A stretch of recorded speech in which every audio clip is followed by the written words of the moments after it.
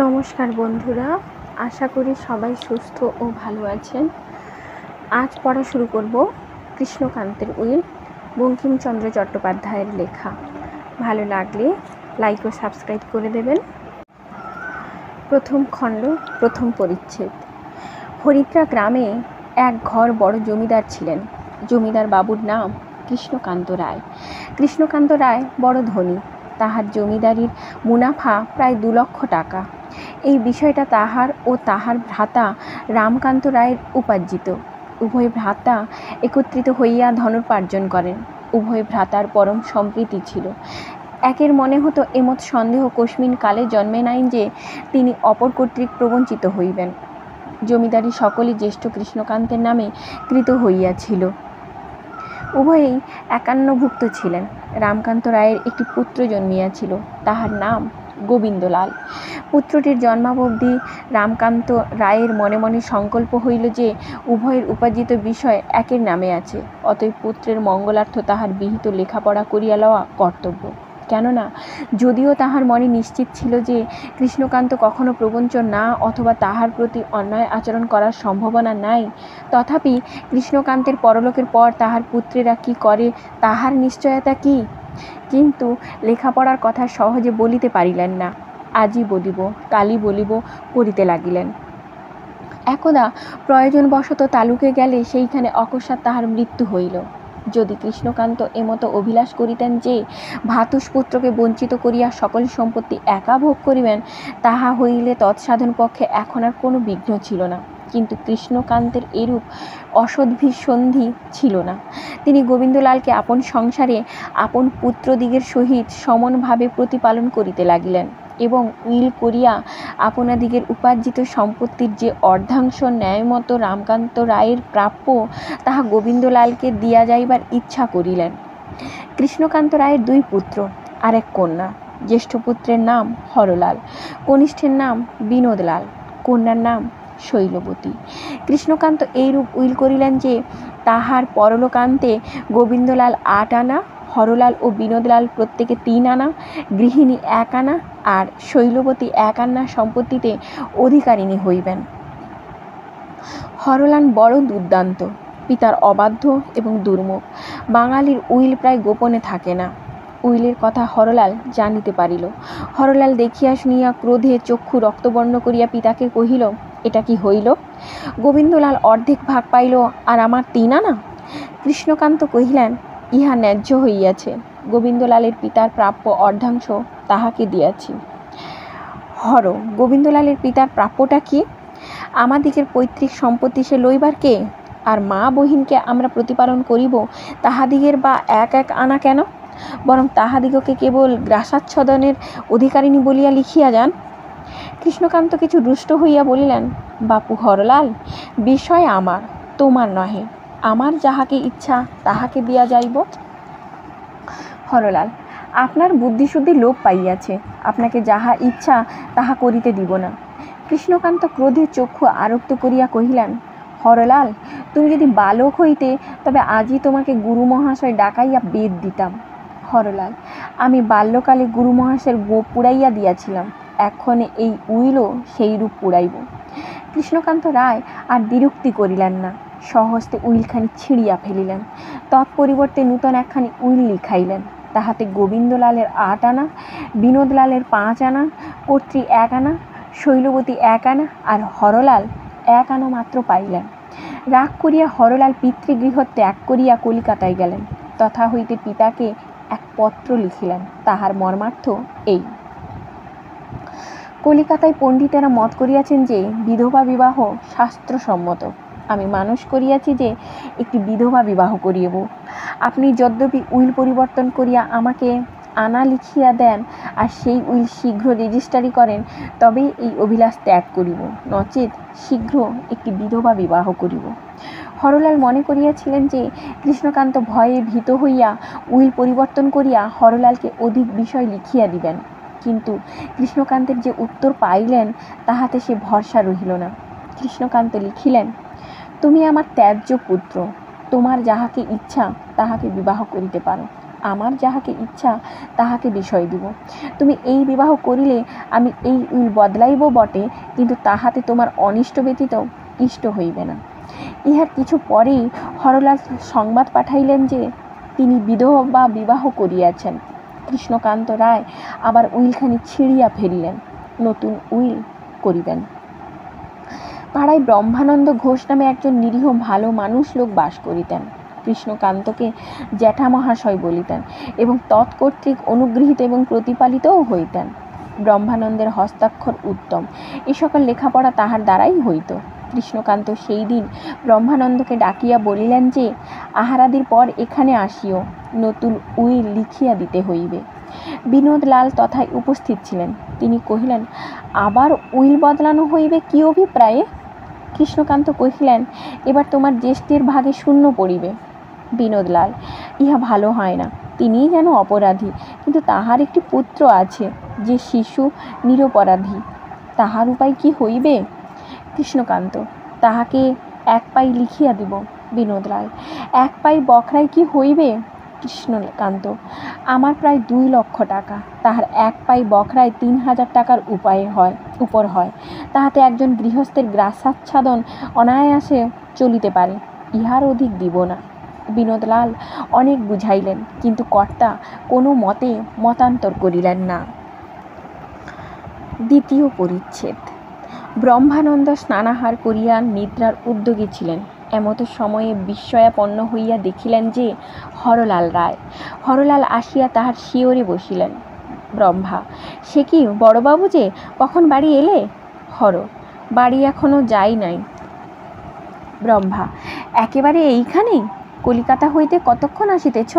হরলাল, কলিকাতা হইতে 2 দিবস হইল আসিয়াছি। এই 2 দিন কোন স্থানে লুকাইয়াছিলাম, আবার নাকি নূতন উইল হইবে। ব্রহ্মা, এইরকম তো শুনিতেছি। হর, আমার ভাগ্যে এবার শূন্য। ব্রহ্মা, কর্তা এখন রাগ করে তাই বলেছেন, কিন্তু সেটা থাকবে না। হর, আজ বিকালে লেখাপড়া হবে, তুমি লিখিবে? ব্রহ্মা, তা কি করব ভাই, কর্তা বলিলে তো না বলিতে পারি না। হর, ভালো, তাতে তোমার দোষ কি, এখন কিছু রোজগার করিবে। ব্রহ্মা, কিলটে চরটা তা ভাই মারো না কেন? হর, তা নয়, 1000 টাকা। ব্রহ্মা, বিধবা বিয়ে করে নাকি? হর, তাই। ব্রহ্মা, বয়স গেছে। হর, তবে আর একটা কাজ বলি, এখনই আরম্ভ করি, আগামী কিছু গ্রহণ করো। এই বলিয়া ব্রহ্মানন্দের হাতে হরলাল 500 টাকার নোট দিলেন। ব্রহ্মানন্দ নোট পাইয়া উল্টিয়া পাল্টিয়া দেখিল, বলিল, ইহা লইয়া আমি কি করিব? হর, পুঁজি করিও, 10 টাকা মতি গোয়ালিনীকে দিও। ব্রজ, গোয়ালা ফোয়ালার কোনো এলাকা রাখি না, কিন্তু আমায় করিতে হইবে কি? হর, 2টি কলম কাটো, 2টির যেন ঠিক সমান হয়। ব্রহ্মা, আচ্ছা ভাই, যা বলো তাই শুনি। এই বলিয়া ঘোষজ মহাশয় 2টি নূতন কলম লইয়া ঠিক সমান করিয়া কাটিলেন এবং লিখিয়া দেখিলেন যে 2টির লেখা এক প্রকার দেখিতে হয়। তখন হরলাল বলিলেন, ইহার একটি কলম বাক্সতে তুলিয়া রাখো, যখন উইল লিখিতে যাইবে এই কলম লইয়া গিয়া ইহাতে উইল লিখিবে। দ্বিতীয় কলমটি লইয়া এখন একখানা লেখাপড়া করিতে হইবে। তোমার কাছে ভালো কালি আছে? ব্রহ্মানন্দ মসিপাত্র বাহির করিয়া লিখিয়া দেখাইলেন। হরলাল বলিতে লাগিল, ভালো, এই কালি উইল লিখিতে যাইও। ব্রহ্মা, তোমাদিগের বাড়িতে কি দোয়াত কলম নাই যে আমি ঘাড়ে করিয়া নিয়া যাব? হর, আমার কোনো উদ্দেশ্য আছে, নচেৎ তোমাকে এত টাকা দিলাম কেন? ব্রহ্মা, আমিও তাই ভাবিতেছি বটে, ভালো বলেছ ভাই রে। হর, তুমি দোয়াত কলম লইয়া গেলে কেহ ভাবিলেও ভাবিতে পারে, আজি এটা কেন? তুমি সরকারি কালি কলমকে গালি পাড়িও, তাহা হইলেই শুধরাইবে। ব্রহ্মা, তা সরকারি কালি কলমকে শুধু কেন, সরকারকে শুধু গালি পাড়িতে পারিব? হর, তত আবশ্যক নাই, এক্ষণে আসল কর্ম আরম্ভ করো। তখন হরলাল 2খানি জেনারেল লেটার কাগজ ব্রহ্মানন্দের হাতে দিলেন। ব্রহ্মানন্দ বলিলেন, এই যে সরকারি কাগজ দেখিতে পাই, সরকারি নহে, কিন্তু উকিলের বাড়ির লেখাপড়া এই কাগজে হইয়া থাকে। কর্তাও এই কাগজে উইল লেখাইয়া থাকেন জানি, এই জন্যে এই কাগজ আমি সংগ্রহ করিয়াছি। যাহা বলি তাহা এই কালি কলমে লেখো। ব্রহ্মানন্দ লিখিতে আরম্ভ করিল। হরলাল একখানি উইল লেখাইয়া দিলেন। তাহার মর্মার্থ এই, কৃষ্ণকান্ত রায় উইল করিতেছেন, তাহার নামে যত সম্পত্তি আছে তাহার বিভাগ কৃষ্ণকান্তের পরলোকান্তে এইরূপ হইবে, যথা বিনোদলাল 3 আনা, গোবিন্দলাল 1 পাই, গৃহিণী 1 পাই, শৈলবতী 1 পাই, হরলালের পুত্র 1 পাই, হরলাল জ্যেষ্ঠ পুত্র বলিয়া অবশিষ্ট 12 আনা। লেখা হইলে ব্রহ্মানন্দ কহিলেন, এখন তো উইল লেখা হইল, দস্তখত করে কে? আমি, বলিয়া হরলাল ওই উইলে কৃষ্ণকান্ত রায়ের এবং 4 জনের সাক্ষীর দস্তখত করিয়া দিলেন। ব্রহ্মানন্দ কহিলেন, ভালো, এই তো জাল হইল। হর, এই সাচ্চা উইল হইল, বৈকালে যাহা লিখিবে সেই জাল। ব্রহ্ম, কিসে? হর, তুমি যখন উইল লিখিতে যাইবে তখন এই উইলখানি আপনার পিরানের পকেটে লুকাইয়া লইয়া যাইবে। সেখানে গিয়া এই কালি কলমে তাহাদের ইচ্ছা মতো উইল লিখিবে। কাগজ কলম কালি লেখক একই, সুতরাং 2 খান উইলই দেখিতে এক প্রকার হইবে। পরে উইল পড়িয়া শুনানো ও দস্তখত হইয়া গেলে শেষে তুমি স্বাক্ষর করিবার জন্য লইবে। সকলের দিকে পশ্চাৎ ফিরিয়া দস্তখত করিবে। সেই অবকাশে উইলখানি বদলাইয়া লইবে।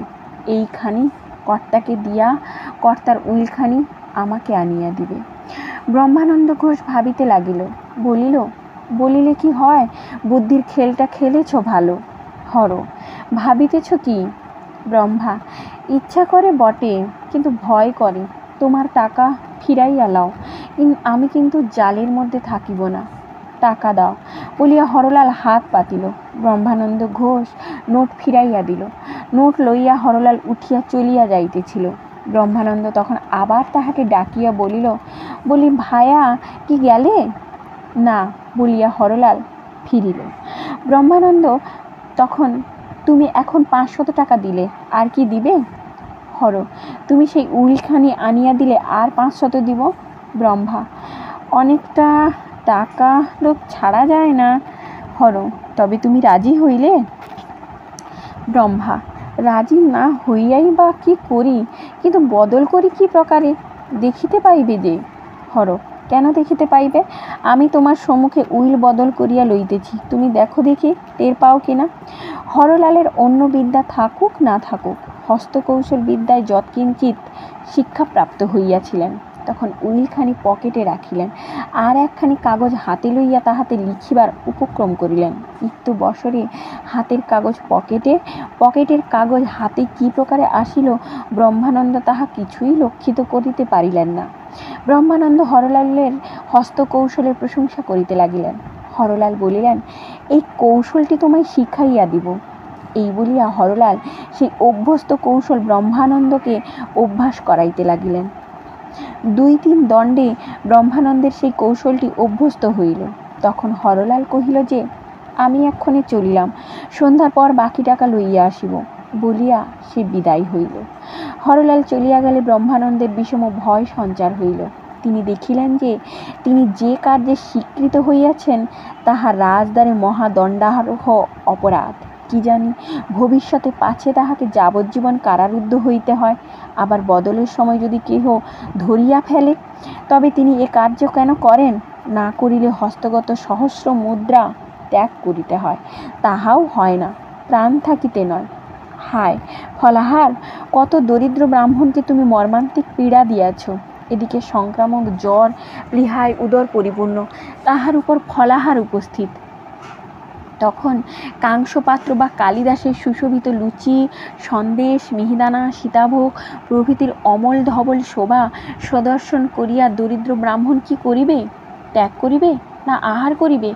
আমি শপথ করিয়া বলিতে পারি যে ব্রাহ্মণ ঠাকুর যদি সহস্র বৎসর সেই সজ্জিত পাত্রের নিকট বসিয়া তর্ক বিতর্ক করেন, তথাপি তিনি এই কূট প্রশ্নের মীমাংসা করিতে পারিবেন না, এবং মীমাংসা করিতে না পারিয়া আনমনে পরদ্রব্যগুলি উদরাচ্ছাদ করিবেন।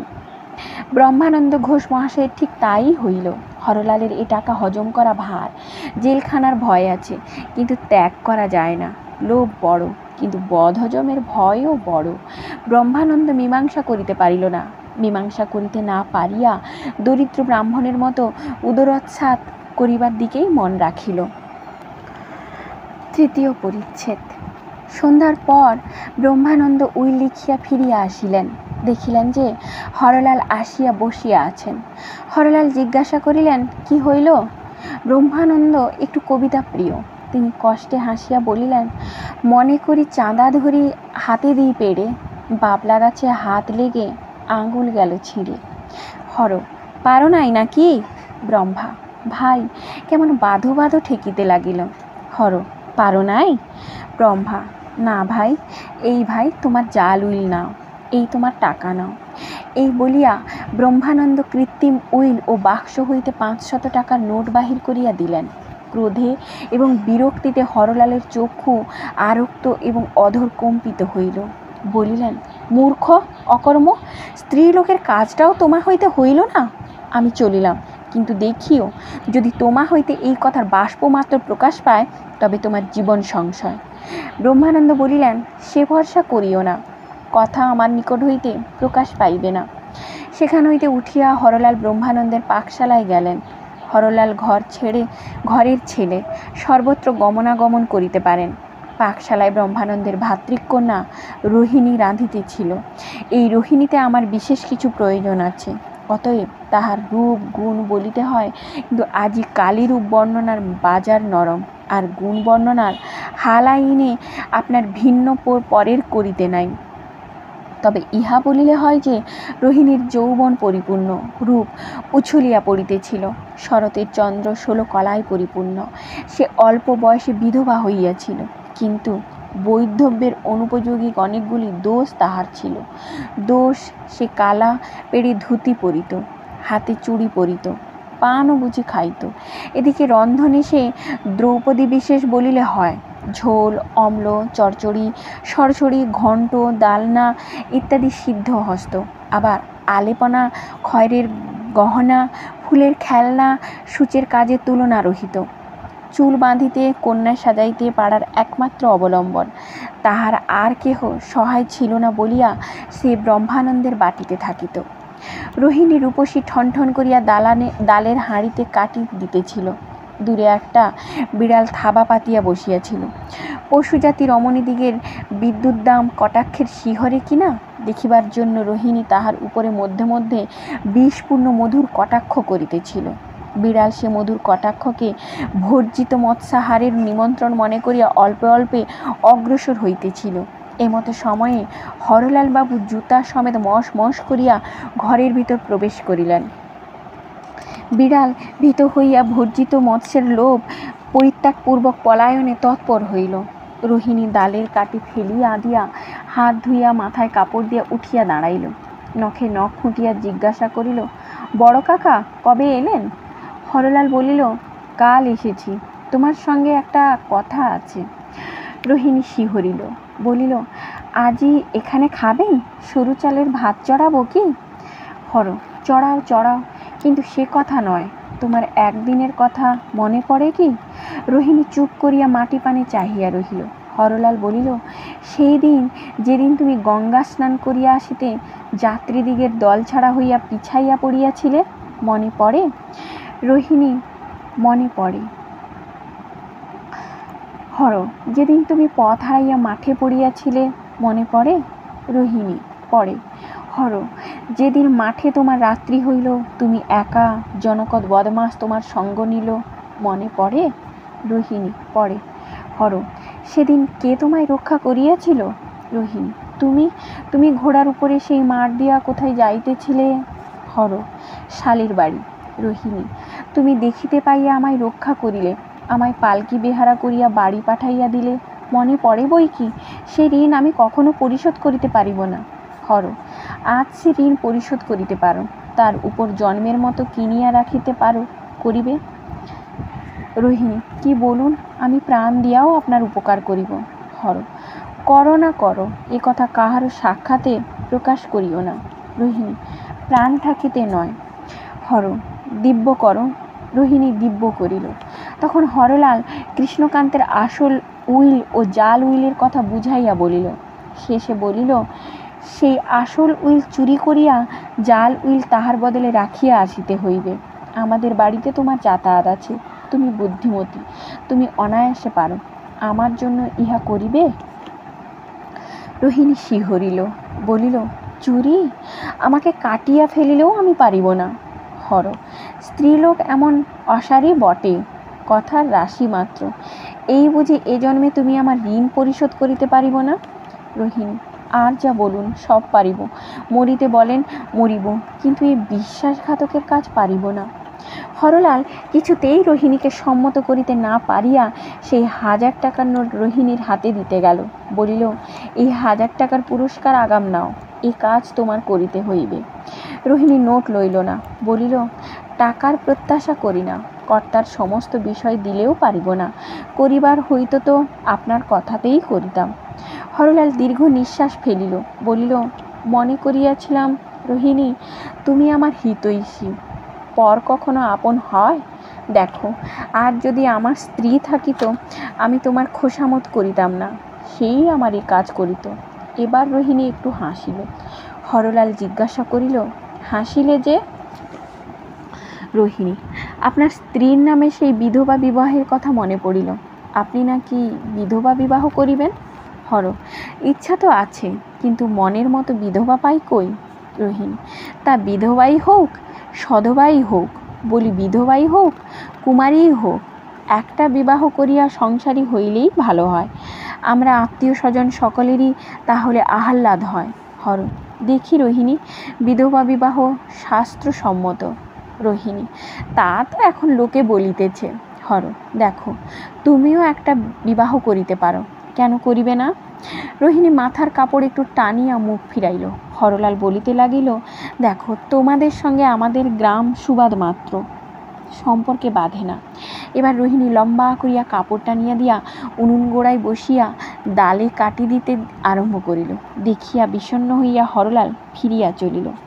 হরলাল দাঁত পর্যন্ত গেলে রোহিণী বলিল, কাগজখানা না হয় রাখিয়া যান, দেখি কি করিতে পারি। হরলাল আহ্লাদিত হইয়া জাল উইল ও নোট রোহিণীর নিকটে রাখিল। দেখিয়া রোহিণী বলিল, নোট না, শুধু উইলখানা রাখুন। হরলাল তখন জাল উইল রাখিয়া নোট লইয়া গেল। চতুর্থ পরিচ্ছেদ। ওই দিবস রাত্রি 8টার সময়ে কৃষ্ণকান্ত রায় আপন শয়ন মন্দিরে পর্যঙ্কে বসিয়া উপাধানে পৃষ্ঠ রক্ষা করিয়া সটকায় তামাক টানিতেছিলেন এবং সংসারে একমাত্র ঔষধ মাদক মধ্যে শ্রেষ্ঠ ওহিফেন ওরফে আফিমের নেশায় মিঠে রকম ঝিমাইতেছিলেন। ঝিমাইতে ঝিমাইতে খেয়াল দেখিতেছিলেন যেন উইলখানি হঠাৎ বিক্রয় কোবালা হইয়া গিয়াছে, যেন হরলাল 3 টাকা 13 আনা 2 কড়া 2 ক্রান্তি মূল্যে তাহার সমুদয় সম্পত্তি কিনিয়া লইয়াছে। আবার যেন কে বলিয়া দিল যে, না, এ দানপত্র নহে, এ তমসুর। তখনই যেন দেখিলেন যে ব্রহ্মার বেটা বিষ্ণু আসিয়া বৃষভারূঢ় মহাদেবের কাছে 1 কৌটা আফিম কর্জ লইয়া এই দলিল লিখিয়া দিয়া এই বিশ্ব ব্রহ্মাণ্ড বন্ধক রাখিয়াছেন। মহাদেব গাঁজার ঝোঁকে ফোরক্লোজ করিতে ভুলিয়া গিয়াছেন। এমতো সময়ে রোহিণী ধীরে ধীরে সেই গৃহমধ্যে প্রবেশ করিয়া বলিল, ঠাকুর দাদা কি ঘুমাইয়াছ? কৃষ্ণকান্ত ঝিমাইতে ঝিমাইতে কহিলেন, কে, নন্দী? ঠাকুরকে এই বেলা ফোরক্লোজ করিতে বল। রোহিণী বুঝিল যে কৃষ্ণকান্তের আফিমের আমল হইয়াছে, হাসিয়া বলিল, ঠাকুর দাদা, নন্দী কে? কৃষ্ণকান্ত ঘাড় না তুলিয়া বলিলেন, ঠিক বলেছ, বৃন্দাবনে গোয়ালা বাড়ি মাখন খেয়েছে, আজও তার কড়ি দেয় নাই। রোহিণী খিলখিল করিয়া হাসিয়া উঠিল। তখন কৃষ্ণকান্তের চমক হইল। মাথা তুলিয়া দেখিয়া বলিলেন, কে ও? অশ্বিনী ভরণী কৃত্তিকা রোহিণী? রোহিণী উত্তর করিল, মৃগশিরা আদ্রা পুনর্বসু পুষ্যা। কৃষ্ণ, অশ্লেষা মঘা পূর্ব ফাল্গুনী। রোহিণী, ঠাকুর দাদা, আমি কি তোমার কাছে জ্যোতিষ শিখতে এসেছি? কৃষ্ণ, তাই তো, তবে কি মনে করিয়া? আফিম চাই না তো? রোহিণী, যে সামগ্রী পণ্য ধরে দিতে পারবে না তার জন্য আমি কি এসেছি? আমাকে কাকা পাঠিয়ে দিয়েছেন, তাই এসেছি। কৃষ্ণ, এই তবে আফিংয়েরই জন্য? রোহিণী, না ঠাকুরদা, না, তোমার দিব্য আফিং চাই না। কাকা বললেন যে উইল আজ লেখাপড়া হয়েছে তাতে তোমার দস্তখত হয় নাই। কৃষ্ণ, সে কি? আমার বেশ মনে পড়িতেছে যে আমি দস্তখত করিয়াছি। রোহিণী: না, কাকা কহিলেন যে তোমার যেন স্মরণ হচ্ছে তুমি তাতে দস্তখত করো নাই। ভালো, সন্দেহ রাখায় দরকার কি? তুমি কেন সেখানা খুলে একবার দেখো না? কৃষ্ণ: বটে, তবে আলোটা ধর দেখি। বলিয়া কৃষ্ণকান্ত উঠিয়া উপাধানে নিম্ন হইতে একটি চাবি লইলেন। রোহিণী নিকটস্থ দ্বীপ হস্তে লইল। কৃষ্ণকান্ত প্রথমে একটি ক্ষুদ্র হাত বাক্স খুলিয়া একটি বিচিত্র চাবি লইয়া পরে একটা চেষ্ট ড্রয়ারের একটি দেরাজ খুলিলেন এবং অনুসন্ধান করিয়া ওই উইল বাহির করিলেন। পরে বাক্স হইতে চশমা বাহির করিয়া নাসিকার উপর সংস্থাপনের উদ্যোগ দেখিতে লাগিলেন। কিন্তু চশমা লাগাইতে লাগাইতে 2-4বার আফিঙ্গের ঝিমকিনি আসিল, সুতরাং তাহাতে কিছুকাল বিলম্ব হইল। পরিশেষে চশমা সুস্থির হইতে কৃষ্ণকান্ত উইলে নেত্রপাত করিয়া দেখিয়া হাস্য করিয়া কহিলেন, রোহিণী, আমি কি বুড়া হইয়া বিহল হইয়াছি? এই দেখ আমার দস্তখত। রোহিণী বলিল, বালাই, বুড়ো হবে কেন? আমাদের কেবল জোর করিয়া নাতনি বলো বইতো না। তা ভালো, আমি এখন যাই, কাকাকে বলি গিয়া। রোহিণী তখন কৃষ্ণকান্তের শয়ন মন্দির হইতে নিষ্ক্রান্ত হইল। গভীর নিশাতে কৃষ্ণকান্ত নিদ্রা যাইতেছিলেন। অকস্মাৎ তাহার নিদ্রা ভঙ্গ হইল। নিদ্রা ভঙ্গ হইলে দেখিলেন যে তাহার শয়ন গৃহে দীপ জ্বলিতেছে না। সচরাচর সমস্ত রাত্রি দীপ জ্বলিত, কিন্তু সে রাত্রে দীপ নির্বপান হইয়াছে দেখিলেন। নিদ্রাভঙ্গকালে এমতো শব্দ তাহার কর্ণে প্রবেশ করিল যে যেন কে একটা চাবি কলে ফিরাইল। এমত বোধ হইল যেন ঘরে কে মানুষ বেড়াইতেছে। মানুষ তাহার পর্যঙ্কের শিরোদেশ পর্যন্ত আসিল, তাহার বালিশে হাত দিল। কৃষ্ণকান্ত আফিঙ্গের নেশায় বিভোর, না নিদ্রিত না জাগরিত, বড় কিছু হৃদয়ঙ্গম করিতে পারিলেন না। ঘরে যে আলো নাই তাহাও ঠিক বুঝেন নাই। কখনো অর্ধনিদ্রিত, কখনো অর্ধ সচেতন, সচেতনও চক্ষু খুলে না। একবার দৈবাত চক্ষু খুলিবায় কতকটা অন্ধকার বোধ হইল বটে, কিন্তু কৃষ্ণকান্ত তখন মনে করিতেছিলেন যে তিনি হরিঘোষের মোকদ্দমায় জাল দলিল দাখিল করায় জেলখানায় গিয়াছেন। জেলখানা ঘোরান্ধকার। কিছু পরে হঠাৎ যেন চাবি খোলার শব্দ অল্প কানে গেল। এ কি, জেলের চাবি পড়িল? হঠাৎ একটু চমক হইল। কৃষ্ণকান্ত সটকা হাত রাইলেন, পাইলেন না। অভ্যাসবশত ডাকিলেন, হরি। কৃষ্ণকান্ত অন্তঃপুরে শয়ন করিতেন না, বহির্বাটিতেও শয়ন করিতেন না। উভয়ের মধ্যে একটি ঘর ছিল, সেই ঘরে শয়ন করিতেন। সেখানে হরি নামক একজন খানসামা তাহার প্রহরী স্বরূপ শয়ন করিত, আর কেহ না। কৃষ্ণকান্ত তাহাকেই ডাকিলেন, হরি। কৃষ্ণকান্ত বারেক মাত্র হরিকে ডাকিয়া আবার আফিমে ভোর হইয়া ঝিমাইতে লাগিলেন। আসল উইল তাহার গৃহ হইতে সেই অবসরে অন্তর্হিত হইল। জাল উইল তৎপরিবর্তে স্থাপিত হইল। পঞ্চম পরিচ্ছেদ।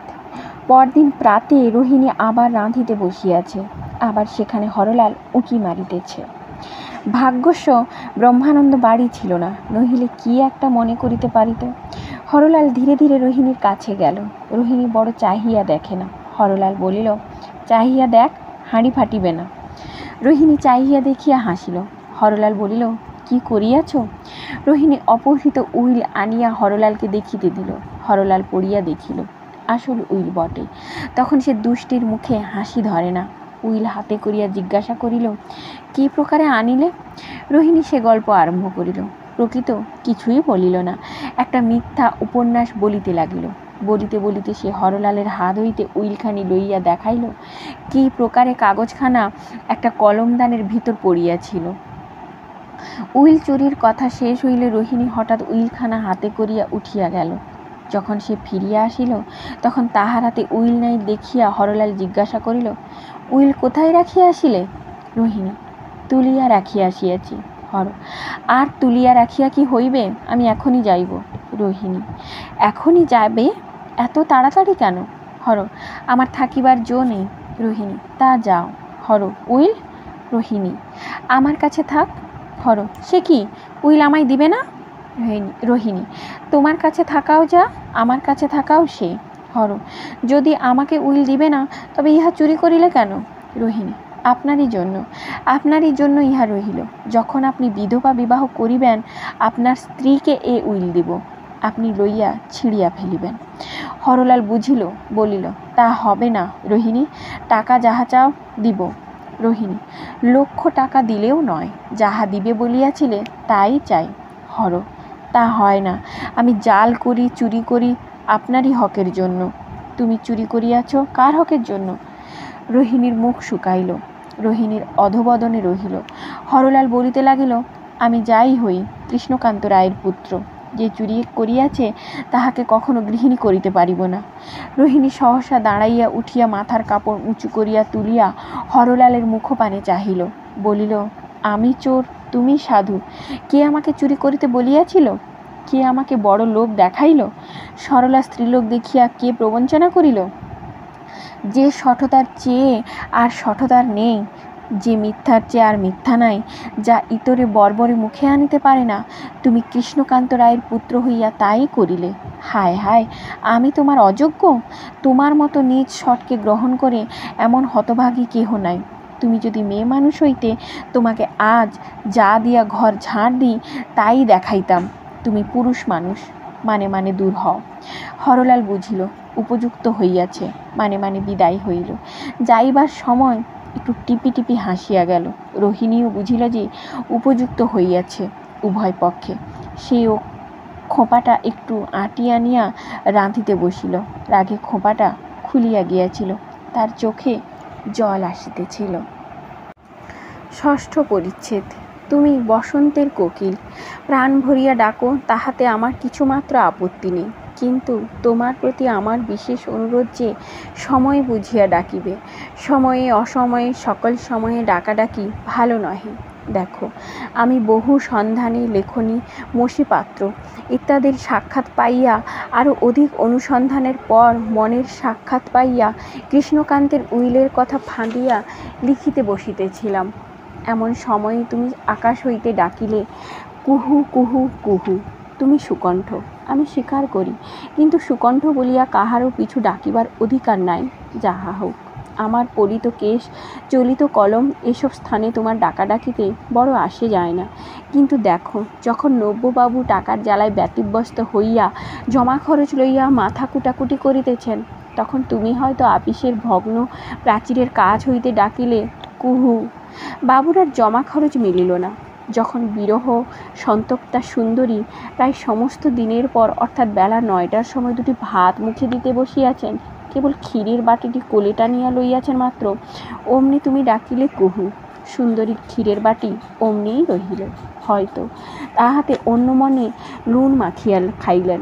যাহা হোক, তোমার কুহুরবে কিছু জাদু আছে, নহিলে যখন তুমি বকুল গাছে বসিয়া ডাকিতেছিলে আর বিধবা রোহিণী কলসি কক্ষে জল আনিতে যাইতেছিল তখন, কিন্তু আগে জল আনিতে যাওয়ার পরিচয়টা দিই। তা কথাটা এই, ব্রহ্মানন্দ ঘোষ দুঃখী লোক, দাসী চাকরানির বড় ধার ধারে না। সেটা সুবিধা কি কুবিধা তা বলিতে পারি না। সুবিধা হোক কুবিধা হোক, যাহার চাকরানি নেই তাহার ঘরে ঠকামি, মিথ্যা সংবাদ, কোন্দল এবং ময়লা এই চারিটি বস্তু নাই। চাকরানি নামে দেবতা এই চারিটির সৃষ্টিকর্তা। বিশেষ যাহার অনেকগুলি চাকরানি, তাহার বাড়িতে নিত্য কুরুক্ষেত্রের যুদ্ধ, নিত্য রাবণবধ। কোনো চাকরানি ভীমরূপিণী সর্বদাই সম্মার্জনী গদা হস্তে গৃহরণ ক্ষেত্রে ভিড়িতেছেন। কেহ তাহার প্রতিদ্বন্দ্বী রাজা দুর্যোধন, ভীষ্ম, দ্রোণ, কর্ণতুল্য বীরগণকে ভর্ৎসনা করিতেছেন। কেহ কুম্ভক কর্ণরূপিণী 6 মাস করিয়া নিদ্রা যাইতেছেন, নিদ্রান্তে সর্বস্ব খাইতেছেন। কেহ সুগ্রীব গ্রীবা হেলাইয়া কুম্ভকর্ণের বধের উদ্যোগ করিতেছেন, ইত্যাদি। ব্রহ্মানন্দের সে সকল আপদ বালাই ছিল না। সুতরাং জল আনা, বাসন মাজাটা রোহিণীর ঘাড়ে পড়িয়াছিল। বৈকালে অন্যান্য কাজ শেষ হইলে রোহিণী জল আনিতে যাইত। যে দিনের ঘটনা বিবৃত করিয়াছি, তাহার পরদিন নিয়মিত সময়ে রোহিণী কলসি কক্ষে জল আনিতে যাইতেছিল। বাবুদের একটা বড় পুকুর আছে, নাম বারুণী। জল তার বড় মিঠা। রোহিণী সেইখানে জল আনিতে যাইত। আজিও যাইতেছিল।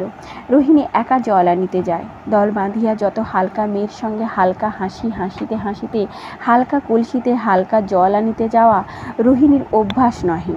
রোহিণীর কলসি ভারী, চাল চলনও ভারী। তবে রোহিণী বিধবা, কিন্তু বিধবার মতো কিছু রকম নাই। অধরে পানের রাগ, হাতে বালা, ফিতা পেড়ে ধুতি পরা, আর কাঁধের উপর চারু বিনির্মিতা কাল ভুজঙ্গিনী তুল্লা কুণ্ডলিকৃতা লোলায়মানা মনোমোহিনী কবরী। পিতলের কলসি কক্ষে চলনের দোলনে ধীরে ধীরে সে কলসি নাচিতেছে। যেমন তরঙ্গে তরঙ্গে হংসী নাচে, সেই রূপ ধীরে ধীরে গা দোলাইয়া কলসি নাচিতেছে। চরণ দুইখানি আস্তে আস্তে বৃক্ষচ্যুত পুষ্পের মতো মৃদু মৃদু মাটিতে পড়িতেছিল। অমনি সে রসের কলসি তালে তালে নাচিতেছিল, হেলিয়া দুলিয়া পাল ভরা জাহাজের মতো। ঠমকে ঠমকে চমকে চমকে রোহিণী সুন্দরী সরোবর পথ আলো করিয়া জল লইতে আসিতেছিল। এমন সময়ে বকুলের ডালে বসিয়া বসন্তের কোকিল ডাকিল, কুহু কুহু কুহু। রোহিণী চারিদিক চাহিয়া দেখিল। আমি শপথ করিয়া বলিতে পারি, রোহিণীর সেই ঊর্ধ্ব বিক্ষিপ্ত স্পন্দিত বিলোল কটাক্ষ ডালে বসিয়া যদি সে কোকিল দেখিতে পাইত, তবে সে তখনই ক্ষুদ্র পাখি জাতি, তখনই সে স্বরে বিদ্ধ হইয়া উল্টি পাল্টি খাইয়া পা গোটো করিয়া ঝুপ করিয়া পড়িয়া যাইত। কিন্তু পাখির অদৃষ্টে তাহা ছিল না। কার্যকারণের অনন্ত শ্রেণী পরম্পরায় এটি গ্রন্থিবদ্ধ হয় নাই, অথবা পাখির তত পূর্ব জন্মাঞ্জিত স্বীকৃতি ছিল না। মূর্খ পাখি আবার ডাকিল, কুহু কুহু কুহু। দূর হ কালামুখ বলিয়া রোহিণী চলিয়া গেল, কিন্তু কোকিলকে ভুলিল না। আমাদের দৃঢ়তর বিশ্বাস এই যে কোকিল অসময়ে ডাকিয়াছিল। গরিব বিধবা যুবতী একা জল আনিতে যাইতেছিল, তখন ডাকাটা ভালো হয়নি। কেননা কোকিলের ডাক শুনিলে কতগুলি বিশ্রী কথা মনে পড়ে। কি যেন হারাইয়াছি, যেন তাই হারাইবাতে জীবন সর্বস্ব অসার হইয়া পড়িয়াছে, যেন তাহা আর পাইব না, যেন কি নাই, কেন যেন নাই, কি যেন হইল না, কি যেন পাইব না, কোথায় যেন রত্ন হারাইয়াছি, কে যেন কাঁদিতে ডাকিতেছে, যেন এ জীবন বৃথা গেল, সুখের মাত্রা যেন পুরিল না, যেন এ সংসারের অনন্ত সৌন্দর্য কিছুই ভোগ করা হইল না।